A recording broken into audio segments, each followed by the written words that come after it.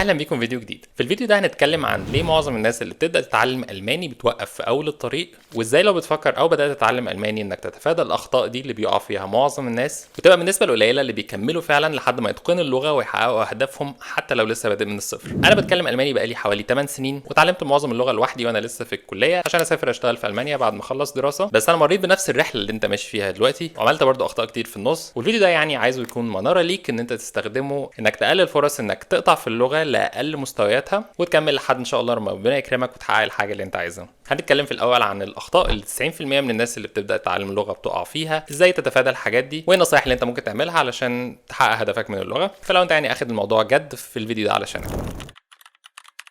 كتير من اللي بيبداوا يتعلموا الماني مش بيكونوا مقدرين رحله تعلم اللغه يعني صح قوي، بيكونوا مفكرين الموضوع ياخد منهم مثلا 6 ولا 8 شهور وبعد كده انا هبقى بتكلم الماني لبلب. بيقارنوه مثلا بالانجليزي اللي هي لغه تانية، ومعظمنا بدا يتعلمها في المدرسه من هو صغير جدا، من ابتدائي مثلا سنه رابعه ابتدائي او حتى من اولى ابتدائي، ولو وصلت مرحله الجامعه فانت فضلت تدرس انجليزي مثلا 13 سنه على الاقل. عشان كده اول حاجه ممكن نتكلم فيها هي التوقعات الغلط. لو انت بتتعلم لغه جديده من الصفر فلازم تبقى ممهد لنفسك ان الموضوع مش هيبقى سهل من الاول. الماني مش شبه الانجليزي خالص، فالموضوع هياخد مجهود في الاول علشان تبدا ان انت تفهم القواعد واحده واحده لحد ما تبدا ان انت توصل المستوى الاول، تعرف تعبر عن نفسك بجمل بسيطه وهكذا. لو انت مش حاطط توقعات عاليه كتير اللي هو انت هتوصل بسرعه جدا ان انت يعني تخلص كل حاجه وتبقى يعني لبلب، فمش هتتصدم بعد فتره لما تلاقي الموضوع يعني ما كانش زي ما انت متخيل. والحاجه الاهم من كده، حتى لو انت عارف ان انت تفضل ماشي على روتين مذاكره والموضوع هياخد منك وقت، ان منحنى التعليم برضو بيبقى صعب في الاول. معظمنا، انا واحد من الناس دي، قبل ما اتعلم الماني عمري ما كنت اتعلمت لغه جديده من الصفر لوحدي. واحنا في المدرسه كنا بنتعلم لغه تانية، بس احنا في المدرسه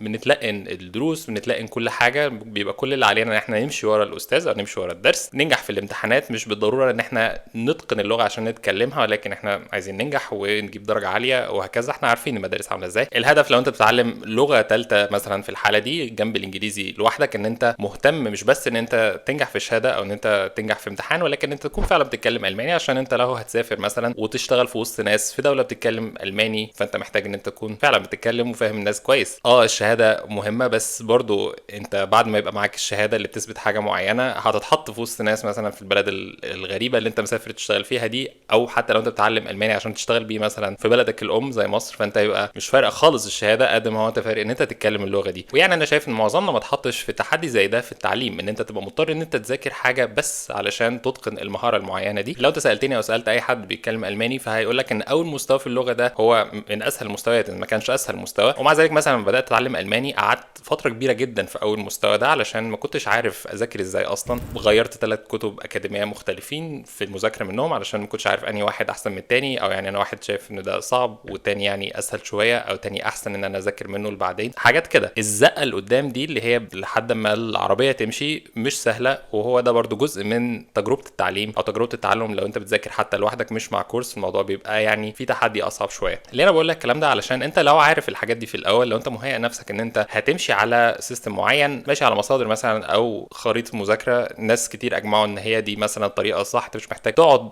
يعني تفرك او تقعد تبحث من الاول على كل حاجه، وتبقى مهيئ نفسك ان الموضوع مش سهل جدا، فانت مش هتتصدم، فهتبقى مهيئ اكتر ان اوكي ده جزء من اللعبه او جزء من العمليه اللي انت بتاعه المذاكره والتعليم اللي انت ماشي فيه. وهو ما بيجيش غير كده، غير ان انت بس تبدا ان انت تعمل روتين، تبذل مجهود زياده شويه، وهتلاقي الدنيا مشيت. بعد شهر شهرين مثلا في اول مستوى لما جربت كذا كتاب بقيت عارف ازاي اذاكر الجرامر، اطبق عليه فين، احفظ الكلمات واطبقها برده في احسن مكان فين، لو انا واقف في حاجه معينه ايه المرجع الزياده اللي انا ممكن ابص فيه علشان اثبت الحاجه دي. وعلى فكره لو انت لسه ما بداتش تتعلم الماني او تايه زي ما انا كنت تايه كده في الاول، انا عملت فيديو فيه شرح تفصيلي عن ازاي ان انت تذاكر الماني من الاول خالص لحد الاخر بكل المصادر والتفاصيل، هسيبه هنا في صندوق الوصف. وده جبنا للنقطه الثانيه، لما تبقى حاسس بتوهان ومش عارف انت بالظبط بتعمل ايه وانت لسه بتتعلم الماني في الاول، لسؤال هو انا بعمل ده ليه، او ايه الهدف بتاعي من اللغه. اللغه بحد ذاتها هي وسيله وليست غايه. يعني انت بتتعلم لغه علشان تعمل بيها حاجه تانية، عايز تسافر تشتغل، عايز تسافر تدرس، عايز تشتغل باللغه نفسها علشان تشتغل شغلانه غير اللي انت بتشتغلها مثلا عشان تعمل فلوس اكتر، تحسن الكارير بتاعك. لو اللغه هتخليك تحقق الهدف التاني اللي انت عايز توصل له ده، فالمفروض ما يبقاش هدفك من اللغه ان انا اتعلم بس اللغه، يعني ان انا اوصل مثلا ب2 او C1، ولكن لازم تبقى دايما بتفكر نفسك بالخريطه اللي انت ماشي عليها، اللي هي الهدف الاسمى بتاعها، الهدف التاني اللي انت عايز توصل له. ان انا عايز اسافر اشتغل مثلا. انا لما كنت بتعلم الماني كنت عايز اسافر بعد الكليه علشان اشتغل كصيدلي في المانيا وابدا الكارير بتاعي في المانيا في اوروبا. وده دايما اللي كان بيحفزني ان انا افضل امشي على طريق مثلا بتاع ان انا اتعلم اللغه واتقنها، حتى لو هي مثلا لغه رخمه او انا مش حابب يعني البروسيس بتاعت ان انا اتعلم لغه جديده. بس هو انا الهدف الواضح اللي كان قدامي ان انا عايز ارتقي بالكارير المهني بتاعي، وانا اخترت السكه دي اللي هي جزء منها ان انا اتعلم الماني. زي ان انت كده مثلا عايز تجيب مجموعه في الثانويه العامه وتخش طب، بس مضطر ان انت تذاكر عربي ادب وبلاغه، حاجات انت مثلا ممكن ما تكونش بتحبها. انا واحد من الناس مش بعرف اشتغل على مهمه او يعني مجموعه مهام صعبه، مضطر ان انا افضل اذاكر مثلا فتره معينه طويله، الا لو عندي هدف واضح للحاجه اللي انا بعملها وهدف مقنع. فهو لو انت شبهي وعايز تتفادى ان انت تقطع في نص الطريق بعد ما انت بدات تتعلم الماني، فانت محتاج تركز او تفكر يعني نفسك بان انا بعمل ده ليه، وتحط نقط واضحه للحاجه اللي انت هتعملها. يعني انا مثلا لما كنت في اخر سنه في الكليه كنت عارف ان انا بعد ما اخلص هبقى محتاج ان انا اكون خلصت اللغه ويبقى معايا فلوس كفايه ان انا اعرف احقق حلمي ان انا اسافر مثلا المانيا. فقررت ان انا امتحن الامتحان بتاع اللغه ده في اخر سنه في الكليه، ودي كانت احسن فرصه ان انا امتحن فيها الامتحان ده. كنت لسه طالب عندي من الوقت ومش مضطر ان انا اقعد اشتغل واعمل فلوس. كنت حاطط فتره زمنيه او ميعاد معين، قلت انا لو امتحنت مثلا في الصيف ده في الاجازه هبقى انا حسنت فرصي جدا ان انا خلصت من الشرط بتاع اللغه، واركز بس ان انا مثلا اعمل فلوس بعد ما اكون خلصت. هدف واضح قدامي ان انا همتحن امتحان معين بشهاده، الامتحان ده مثلا بكذا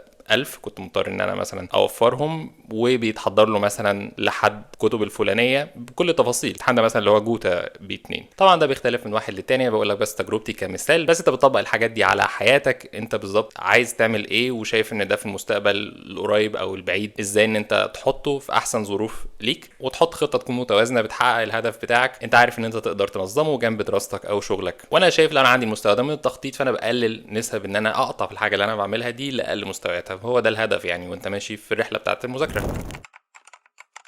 وده يجيبنا للنقطة اللي بعدها، وهي تنظيم الأولويات. لو أنت بتتعلم لغة لهدف جد، يعني أنت مش مثلا أخد موضوع كهواية إن أنت بتتعلم ألماني فور فن، أي هدف منطقي بعدها أنت عايز تتعلم بيه اللغة، أنت هتكون غالبا عايز تغير حياتك، يعني تنقل بلد جديدة، تشتغل شغلانة مختلفة عن اللي أنت كنت ماشي فيها. يعني مش شايف هدف يعني جد تاني تتعلم بيه اللغه مش هياخد حياتك يعني الا في منحنى تاني خالص. وعلى اساسه حاجه زي دي المفروض تكون على اعلى سلم اولوياتك، يعني ما تكونش اعلى حاجه بس تكون يعني في اعلى اولوياتك جنب مثلا الشغل او المذاكره او الدراسه. واسهل حاجه ان انت تمنع نفسك ان انت تفكس يعني الموضوع بعد فتره، ان انت تلزم نفسك بوقت معين او ان انت تدفع فلوس معينه سواء في كورس او في التزام معين، ان انت مثلا تشتغل اقل عشان توفر وقت اكتر ان انت تذاكر. او يعني لو هتدفع فلوس مقابل ان انت يعني تشتغل اقل، فغالبا هتكون ان انت محتاج ان انت تخصص وقت برضه ان انت تذاكر حتى لو انت بتاخد كورس. اللي اقدر اقوله ان احنا مش بنخترع الوقت، انت محتاج تكون عقلاني قدر الامكان في تخصيص الوقت اللي قد ايه ان انت هتذاكر بيه الحاجه المعينه دي. تبقى عارف نفسك طول ما انت بتخصص الوقت ده وعامل الحاجات اللي احنا اتكلمنا فيها قبل كده، فاعتقد ان انت هتكون ماشي على نظام يكون بس عليك ان انت تمشي في الحاجه قدر الامكان لحد ما توصل للمستوى اللي انت عايزه في اللغه. وده خلينا نتكلم في النقطه اللي بعدها، وهي الحماس. كلنا اول ما بنبدا نتعلم اي مهاره جديده بيبقى عندنا شويه حماس كتير، وبعدين الحماس ده بيبدا ينزل يعني تدريجيا كده لما الموضوع بيصعب والموضوع ياخد وقت اطول من اللازم. فانا واحد من الناس بدور على الحاجه اللي ممكن تبسطك او ان انت تكون بتستمتع بيها وانت بتتعلم الحاجه دي، حتى لو هي مش كلها ظريفه ان انت تتعلمها. وابدا اركز على المهارات دي في نفس الوقت، ان انت تحفز نفسك ان انا بقيت احسن من امبارح وهكذا. على جانب تاني تكون برضو بتطور نفسك في اللغه. مفيش حاجه احسن من كده تقدر تعملها غير ان انت تبدا تتكلم الماني من اول يوم وانت بتتعلم فيه الماني. في طرق كتير تقدر تخليك تمارس الماني، في نوادي ممارسه لغه سواء في مراكز مثلا تعليم الماني زي جوتا او غيرها، في حاجات منها كتير اونلاين لو انت مش قادر ان انت